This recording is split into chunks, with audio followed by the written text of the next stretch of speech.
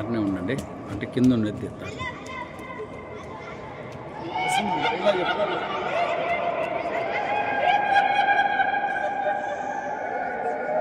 ఇది కర్ణాటక. కర్ణాటక నాకెళ్ళి చూపించాను. అంటే ఎదురు కర్ణాటక రాష్ట్రంలో 7 వింతలలో ఒక వింత ఇది. ఇది గోల్ గుమ్మట్ బిజాపూర్ అనే ప్రాంతంలో ఇది ఉంది. ఒకసారి శబ్దం చేస్తే 7 సార్లు వినపడుతుంది.